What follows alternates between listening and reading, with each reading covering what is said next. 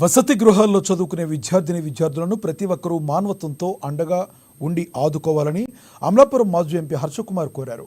పిఠాపురంలోని కళాశాల వసతి గృహంలో విద్యార్థులకు 100 రగ్గులు అందజేశారు. ఈ సందర్భంగా హర్షకుమార్ మాట్లాడుతూ ఉమ్మడి తూర్పుగోదావరి జిల్లాలో వసతి గృహాలన్నిటికీ ట్రస్ట్ ద్వారా 1000 రగ్గులను ఇవ్వగదలిచామన్నారు. వసతి గృహాల్లో చదివే విద్యార్థులు ఇబ్బందులకు గురికాకుండా మన పిల్లలుగా భావించి జిల్లాలోని ఎస్సీ, ఎస్టీ, బీసీ ఉద్యోగులందరూ ముందుకు రావాలని కోరారు. కూడా ఉన్నారు ఫార్వర్డ్ క్యాస్ట్లో. ఇటువంటి పరిస్థితుల్లో మీరు కూడా ప్రభుత్వం బాధ్యత అనుకోకుండా అసలు ఈ రగ్గులకి బడ్జెట్ ఉందో లేదో తెలియదు.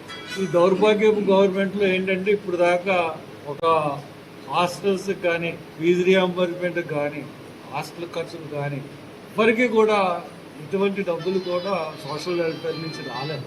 ఇటువంటి పరిస్థితుల్లో మనం ప్రభుత్వ సహాయం గురించి ఆలోచించకుండా మనమే కొంతమంది, నేను ఈ యొక్క 26 జిల్లాల్లో ఉన్న ఎంప్లాయీస్ అందరికీ చెప్తా ఉన్నాను, దయచేసి మీరు కూడా కంట్రిబ్యూట్ చేసుకుని ఒక్కొక్క హాస్టల్లో 100 మంది ఉంటారు, 200 మంది ఉంటారు, ఒక టౌన్లో మా అయితే 500-600 మంది ఉంటారు.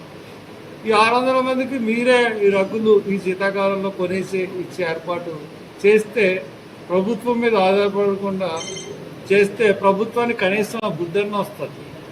ఇది ఎందువల్లంటే పిఠాపురంలో రావడానికి పవన్ కళ్యాణ్ గారు ఇక్కడ ఉన్నారు, ఇక్కడ పోటీ చేశారన్న ఉద్దేశంతో మటుకు రాలేదు. ఈ పేపర్లో మటుకు